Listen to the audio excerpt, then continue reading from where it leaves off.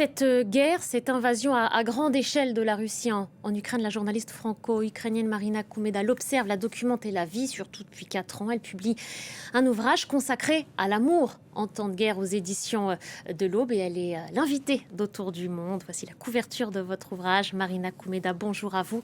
Merci d'avoir accepté l'invitation de France 24. Avant d'évoquer ce livre, je voudrais vous demander d'abord quel regard vous portez sur la séquence actuelle, sur ces négociations en cours, sur ces possibles concessions qu'est prêt à faire le président Zelensky. Comment vous voyez tout ça ? Bonjour et merci pour votre invitation. Évidemment, c'est une question qu'on nous pose depuis quelques semaines intensément. On a envie, évidemment, comme la société qui vit de front la guerre et ses pertes, d'y croire.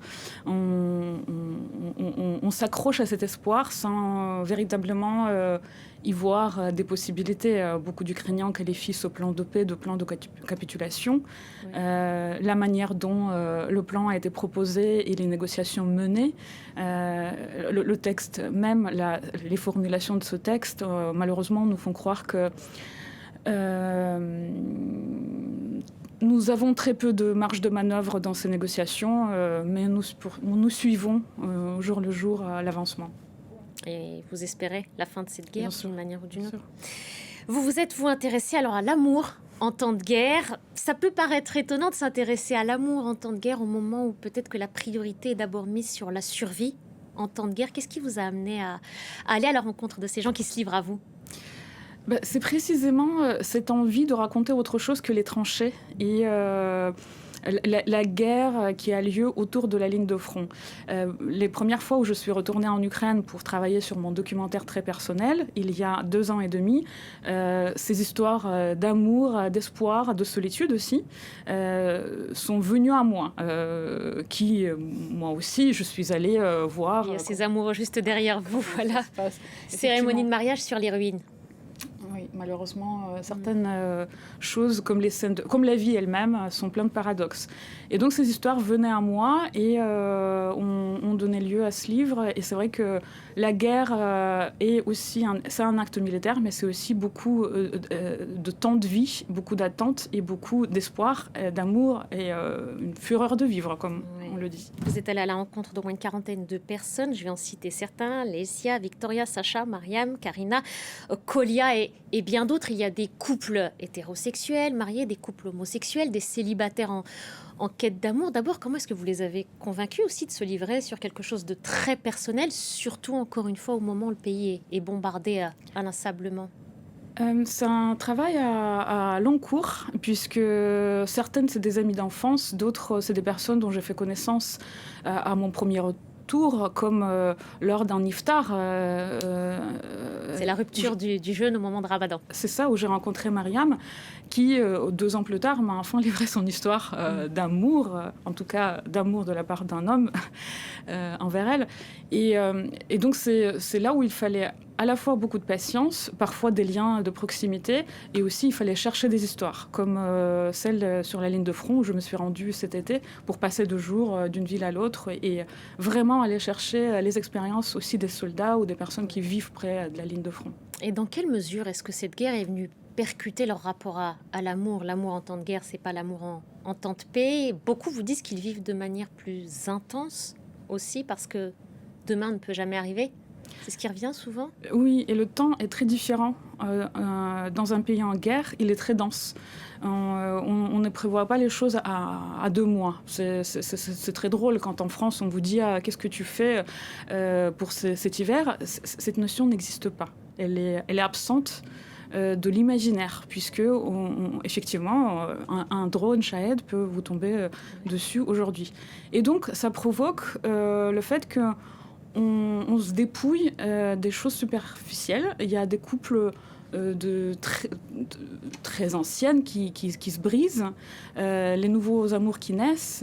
Et parfois, on se marie en quelques heures. Et parfois, on se marie... d'ailleurs, c'est un dispositif qui est disponible pour les militaires, qui peuvent se présenter directement à l'état civil et s'enregistrer en 2 heures.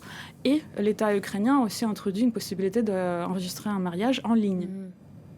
Vous évoquiez à l'instant ces couples aussi qui peuvent parfois avoir été défaits par cette guerre, notamment quand on se pose la question de l'engagement au sein du couple, celui qui va faire la guerre, celui qui ne veut pas aller faire la guerre, celui qui reproche à l'autre d'avoir refusé d'aller faire la guerre.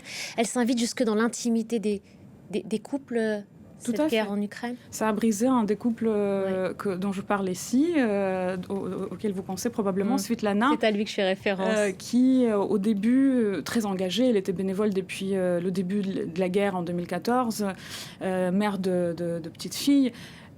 Continue à aider les soldats et elle s'est mise à chercher un poste et au bout d'un an on lui a proposé un poste et elle a fait quelque part un ultimatum à son mari en disant c'est soit toi tu y vas, toi officier de l'armée, soit moi simple soldat j'y vais.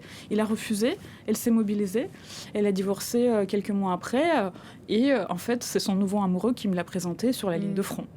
Qu'est-ce que ça dit, ça? C'est que la volonté de servir son pays, ça peut venir transcender l'amour, ou en tout cas une vie de couple bien installée à ce moment-là? Voilà, ça a remis en question probablement quelque chose qui est devenu prioritaire, l'engagement, la participation dans la vie de son pays, dans le destin. Et effectivement, de ce que je comprends, même s'il y a probablement eu d'autres choses dans leur couple qui ont fait que, mais cette chose, elle insiste là-dessus en me disant, je n'imagine même pas ma vie dans un couple avec un non militaire. Elle dit, je tente d'aller à la rencontre, et d'autres femmes militaires me l'ont dit, mais que quelque part, pour Svitlana, c'est inconcevable, et elle est très fière de son nouveau compagnon, qui est un militaire professionnel. Et une autre femme militaire, celle qui parle beaucoup de son rapport très libre au sexe, m'a raconté vouloir rencontrer des hommes civils, mais qui prennent peur d'elle et qui s'enfuient devant elle, en disant que moi je cherche quelque chose d'assez léger. Elle dit mais moi aussi, en réalité. Donc il y a beaucoup de paradoxes, mais cette histoire toujours entre civils et militaires et l'impact que ça a sur la vie. Et c'est toujours entre Ukrainiens. Est-ce que vous ne le racontez pas dans ce livre, mais est-ce que peut-être vous avez trouvé des couples avec des amours interdits, je mets un guillemet, mais entre Ukrainiens et Russes, soldats russes notamment? Est-ce que ça, c'est des choses tout à fait, c'est l'avant-dernière histoire, et en plus c'est un ami de l'université qui s'est marié avec une russe, une journaliste russe qui vit en Ukraine, et effectivement du fait de son passeport, ils ont dû quand même affronter un certain nombre de difficultés, vivre séparés les premiers mois de la guerre. Et l'histoire suivante, c'est aussi une histoire d'une Biélorusse dont le fiancé ukrainien est tombé à Koursk. C'est une histoire très touchante de leur début d'amour qui, malheureusement, s'est terminé en deuil. Des civils, mais pas des soldats. Merci beaucoup, Marina Koumeda, d'être passée par le plateau de France 24, nous raconter que l'amour est aussi possible en temps de guerre, sous d'autres facettes, mais il est toujours possible, peut-être même salvateur pour ces personnes-là. Merci beaucoup.